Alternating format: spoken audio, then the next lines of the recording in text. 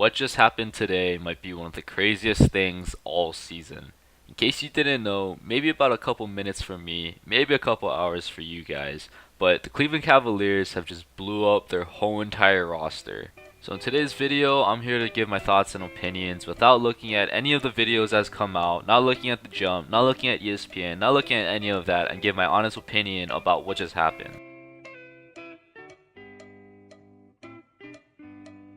Hey, what's up fam? And let's start by breaking down all the trades that the Cleveland Cavaliers just made. Starting with the big one, Isaiah Thomas and Channing Frye and the Cleveland Cavaliers 2018 first round pick has been traded to the LA Lakers for Larry Nance Jr. and Jordan Clarkson. Now the next trade was a 3-team deal between the Cleveland Cavaliers, the Utah Jazz, and the Sacramento Kings. This trade can be quite confusing, so listen closely. Cleveland sent Derrick Rose and Jay Crowder to the Jazz and Iman Shumpert to the Kings. The Jazz sent Joe Johnson to the Kings and Rodney Hood to the Cavs. And the Kings just sent George Hill to the Cavs. And the last trade, which caught me off guard more than the others, was Dwayne Wade to the Miami Heat for their second round pick. So in total, Cleveland has acquired Jordan Clarkson, Larry Nance Jr., Rodney Hood, George Hill, and a second round pick. So the next things I want to talk about is just my thoughts and opinions of what's going to happen with Isaiah Thomas, what's going to happen with LeBron James, and if the Cleveland Cavaliers made the right decision. So starting with Isaiah Thomas, I actually really feel bad for this guy. Just a season ago, this guy was in a discussion for MVP. And we all know during the offseason, he got straight disrespected by the Boston Celtics for a trade between him and Kyrie Irving. Now I don't blame the Boston Celtics for doing this trade because honestly I think they're better off without Isaiah Thomas, but I think the way they did it was straight disrespectful. And now he's on the LA Lakers, which is even more crazy to fathom. For the LA Lakers, I don't know what the hell they're doing. They're not looking for a win now situation, so acquiring Isaiah Thomas just doesn't make sense to me. Especially with Lonzo Ball coming back from his injury, he's going to need the ball in his hands to acquire the knowledge and experience he needs to go further in his development. So to be honest, I don't know where Isaiah Thomas fits in on this team. He is way too small to play the 2, and Lonzo Ball can't really play the 2. They could make him a 6-man, which I think is kind of ridiculous because they don't need him there. So I think he might be starting alongside Lonzo Ball, which just does not make sense to me. But see, I don't think the LA Lakers made this trade for Isaiah Thomas. I think they made it for that first round pick.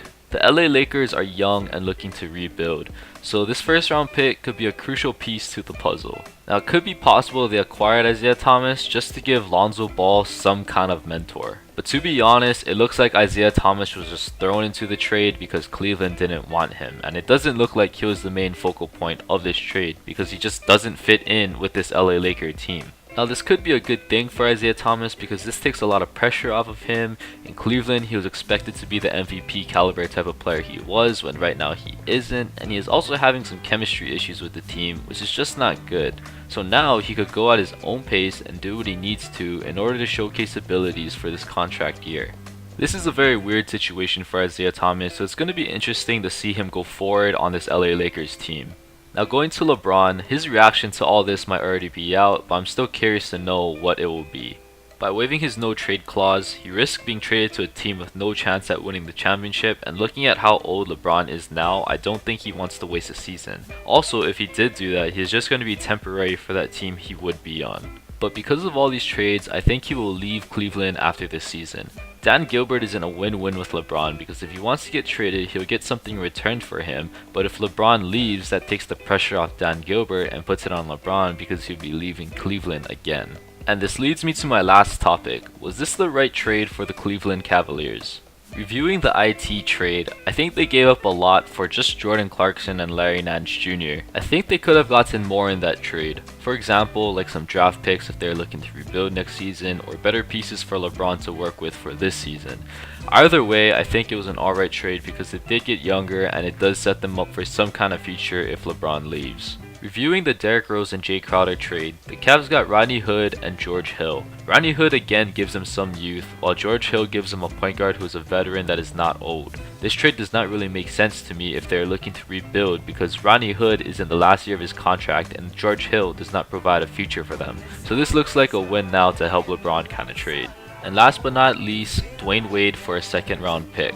I think this one can go both ways, but I would have preferred if they kept him because I think keeping him would have provided more value for the Cavs than getting a risky pick for the future. Plus, I think this was a bit disrespectful to Dwayne Wade. I mean, come on, a measly second round pick for the Hall of Famer?